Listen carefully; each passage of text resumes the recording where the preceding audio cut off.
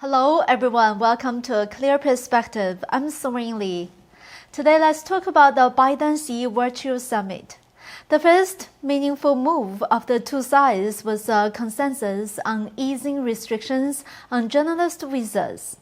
Both sides ended the media war that happened last February. During the media war, dozens of journalists were expelled from both countries. Many media visas were also restricted. The easing of media visa restrictions shows that the Biden administration has focused more on competing with CCP in military, science and technology, economic, and trade. It pays less attention to ideological infiltration, information war, and psychological warfare that the CCP is very good at. This may become the real competitive edge of the CCP because there is no propaganda department in the US, and the mainstream media are left-leaning, and many of the left ideologies are rooted in communism. So broadly speaking, in this virtual summit, no one made real concessions. Objectively speaking, Xi Jinping did get a little more advantage on media reports. The move Biden made to save face was that when Xi called him an old friend at the beginning of the meeting, Biden did not respond accordingly, and he did not mention anything related to friend or old friend.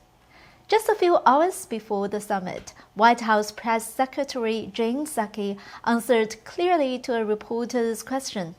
Well, I think I can confirm, Peter, he still does not consider him an old friend, so that remains consistent. The word old friend is definitely one of the world's most focused concerns of the summit. Many mainstream media reported on it. Because Biden has only been in office for 10 months, Xi Jinping tried to dominate the conversation just like a host treating a guest. He wanted to show the world that he has the same status as the president of the most powerful country in the world. This kind of subtle context may not be very familiar to Americans, but we have seen the CCP keep highlighting it in its propaganda. Xi talked about 3 principles for the US-China relationship in the meeting. First, mutual respect. Second, peaceful coexistence. Third, win-win collaboration. He then said the Earth is large enough to accommodate the development of both China and the US. Back in the Obama era, Xi Jinping said something similar to Obama. He said that the Pacific Ocean is big enough to accommodate both China and the US. In the beginning, this sounds like nothing wrong. It's just an expression of a normal and peaceful coexistence. But in fact, what Xi Jinping really means is that China and the US are equals. To put it bluntly, the CCP has made it clear that it does not recognize the leadership of the United States. The CCP wants to share the Earth with the US at first, and then replace the US. What we are seeing now is that the CCP's target is rising.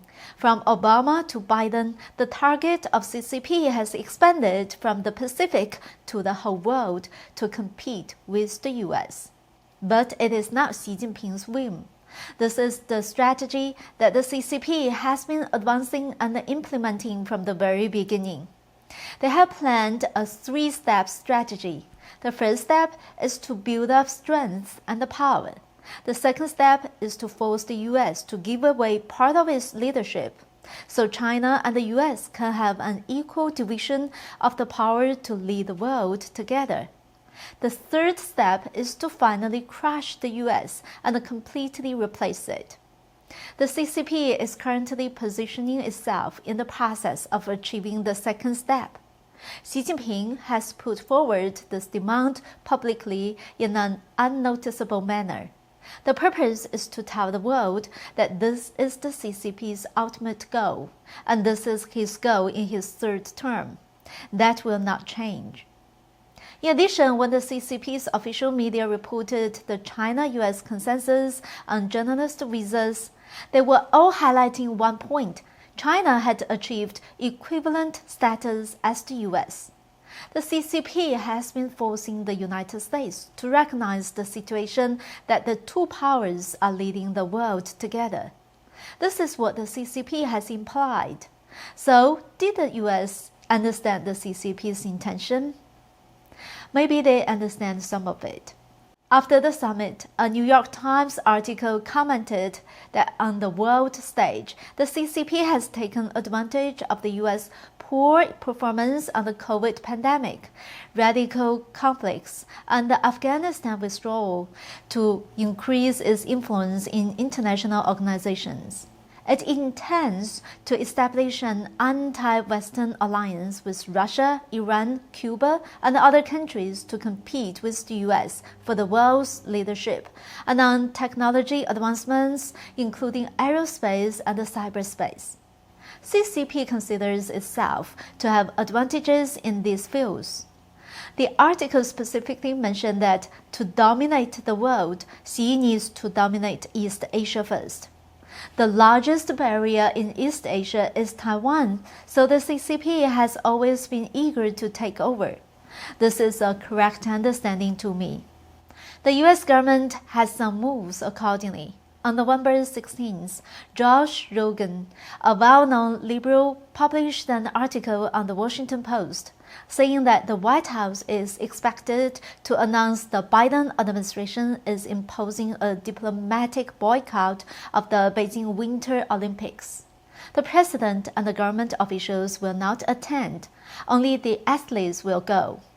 The article states that this diplomatic boycott, without affecting U.S. athletes, is a response to human rights violations by the CCP.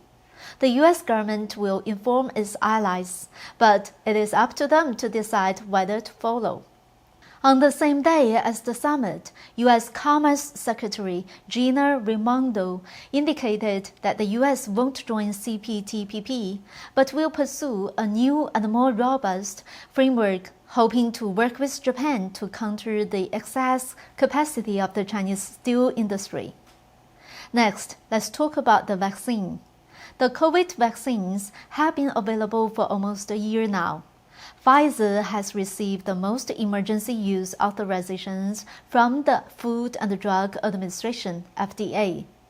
On October 29, 2021, FDA authorized the Pfizer-BioNTech COVID-19 vaccine for emergency use on children of 5 to 11 years old. Pfizer has also been seeking authorization from FDA for their vaccine booster shot for anyone above 18 years old.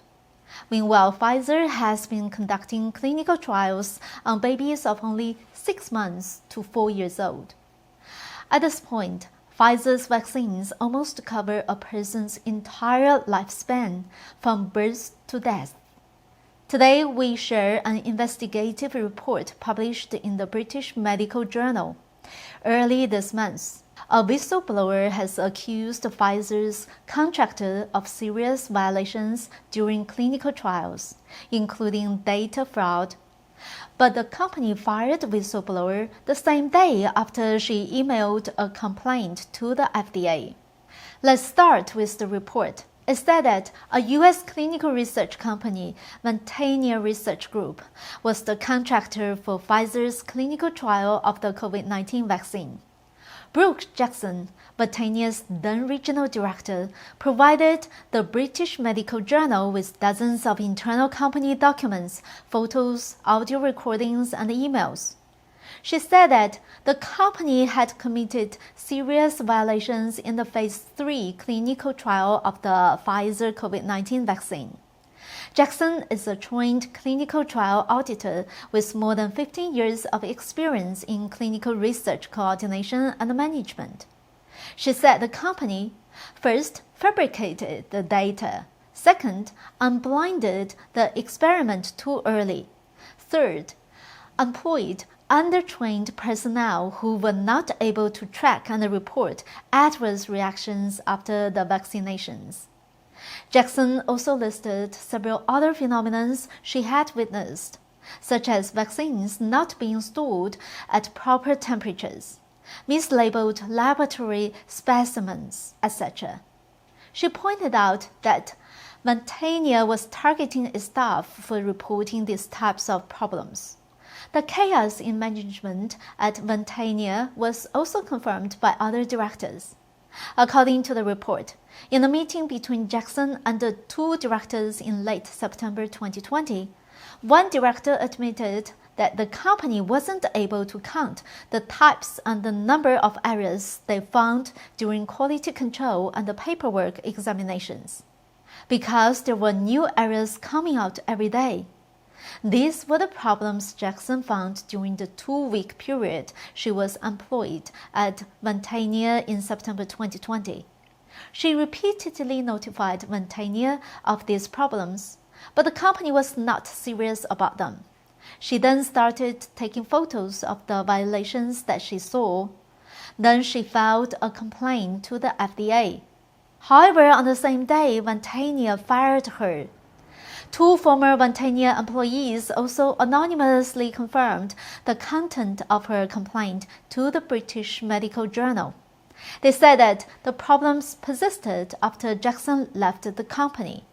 So far, the FDA only thanked Jackson for her concerns and notified her they could not reveal more information or commenting on any ongoing investigation.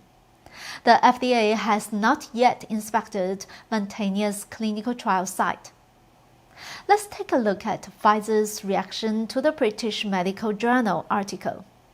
On Tuesday, during an interview with Atlantic Council, Pfizer's CEO, Albert Bourla, slammed the very small number of professionals who circulate on-purpose misinformation so that they will mislead those who have concerns.